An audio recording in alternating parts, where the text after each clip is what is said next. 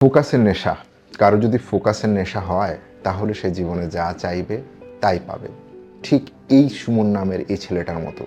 বন্ধুরা, তুমি যখন এই ছেলেটার গল্প শুনবে তখন তুমি হতবাক হয়ে যাবে এবং তুমি এটাও শিখে যাবে যে যে কোনো কাজ কিভাবে ফোকাসে করতে হয় এবং ফোকাস পেলে কিভাবে সাকসেস করতে হয়।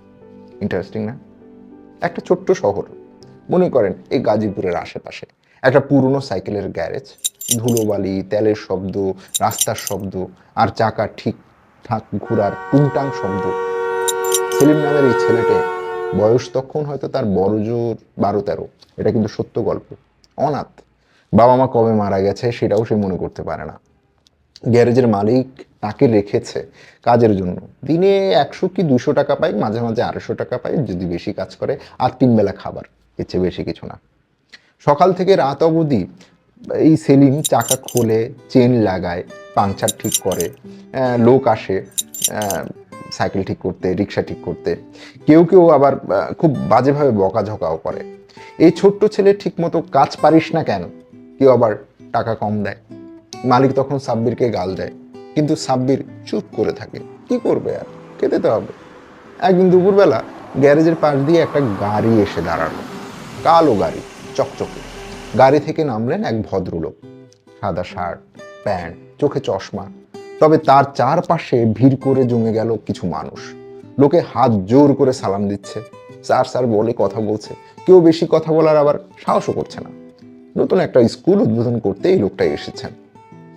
সেলিম দূর থেকে তাকিয়ে তাকিয়ে দেখছে, হাতের রেঞ্জ ধরা, তেল মাখা, চকচকে। মনে মনে ভাবছে, এই লোকটাকে সবাই এত সম্মান দিচ্ছে কেন? এই লোকের মধ্যে আছে কি? সে তো মন্ত্রীও না, মিনিস্টারও না। আমি তো সবার সাইকেল ঠিক করে দিই, ভালো করে কথা বলি, তবু আমাকে গালি দেয়। ওর সঙ্গে আমার তাহলে তফাৎটা কি? সন্ধ্যায় গ্যারেজ বন্ধ হওয়ার পর সাব্বির ছোট্ট ঘরে ফিরল। তার ঘুম এলো না। সারা রাত শুধু ভাবতে লাগলো, কেন এমন হয়? পরদিন সকালে মালিককে জিজ্ঞেস করলো, কালকে যিনি এসেছিলেন উনি কে? মালিক হেসে বলল, তুই জেনে কি করবি রে বেটা? উনি ম্যাজিস্ট্রেট, বড় অফিসার। ম্যাজিস্ট্রেট হতে কি করতে হয় আমাকে একটু বলবেন? মালিক একটু থেমে বলল, পড়ালেখা রে, অনেক পড়ালেখা করতে হয়। আর হচ্ছে কনসেন্ট্রেশন, ফোকাস, একেবারে মনোযোগ দিয়ে পড়াশোনা।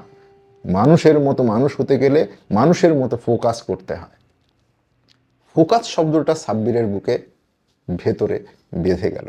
সাব্বিরের নাম হচ্ছে কিন্তু মোহাম্মদ সেলিম সাব্বির। সেদিন থেকে তার জীবন বদলে গেল গো। খেতে কম খেয়ে এমনভাবে খেলো যাতে করে টাকা পয়সা কিছু বাঁচে। দিন রাত কাজ করে টাকা জমাতে লাগলো। বই কিনলো, সরকারি যে নাইট স্কুলগুলো আছে সেখানে ভর্তি হলো। দিনে পড়া, রাতে গ্যারেজ, আবার রাতে পড়া, দিনে পড়া, রাতে গ্যারেজ, দিনে রাতে, সব কিছু মিলিয়ে সে চলতে লাগলো।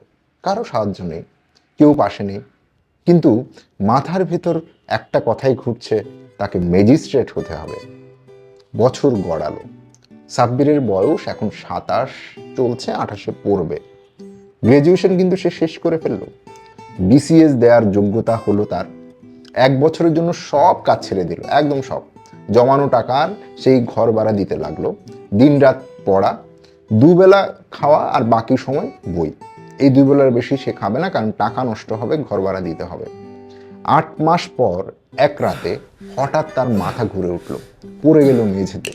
জ্ঞান ফিরতে গিয়ে দেখলো, আমি কোথায় আছি? ভাবলো সে বোধহয় না খেয়ে থাকার ফল, মাত্র তো 2 বেলা খায়। কিন্তু তারপর পেটে ব্যথা শুরু হলো।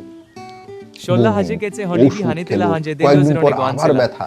ডাক্তার বলল কিডনিতে পাথর জমেছে রে তোর, অপারেশন ভালো হবে। কিন্তু তার কাছে তো অপারেশনের টাকা নেই। কিন্তু তাহলে কি করা যায়? তখন সে ওষুধ খাও, দেখো কি হয়, হয়তো গলে যাবে। অপারেশনের টাকা নেই, জমানো টাকা খরচ হলে পরীক্ষার আগে খাবে কি?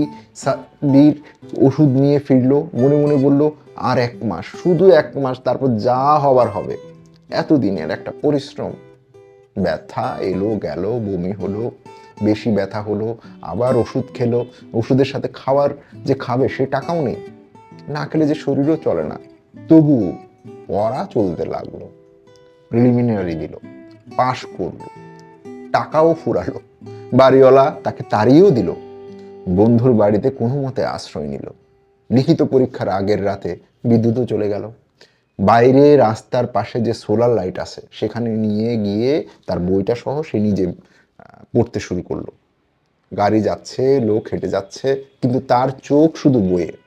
কখন ঘুমিয়ে পড়েছে সে জানেই না।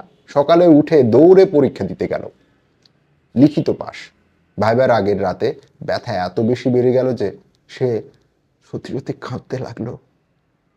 সকাল কোনো মতে পেটটা ধরে চেপে ধরে সে সেন্টারে পৌঁছালো। বসতে পারছে না। বোর্ডের লোক জিজ্ঞেস করলো, কিছু হয়েছে? সুমন হাসলো, না স্যার, কিছু হয়নি। ভাইবা দিল, ভালো দিল। তারপর সে সোজা না পেরে সেই পাবলিক হসপিটালে, ঢাকা মেডিকেল কলেজে সে চলে গেল। কয়েক মাস পর রেজাল্ট বেরোলো। তার শরীর শীর্ণ জীর্ণ অবস্থা।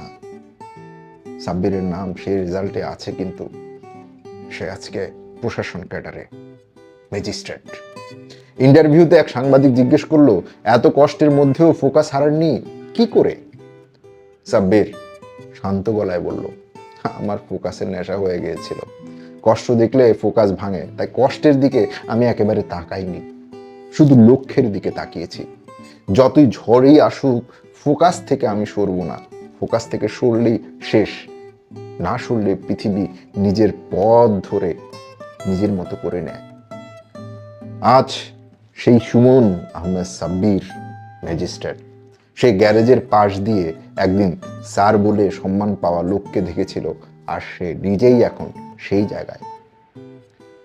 তার গল্প শুনে মনে হয় জীবনে অনেক কিছু নাও থাকতে পারে, পয়সা, পরিবার, সুযোগ, কিন্তু একটা জিনিস যদি আপনার থাকে, কনসেন্ট্রেশন, ফোকাস, তাহলে আপনার সব আসবে।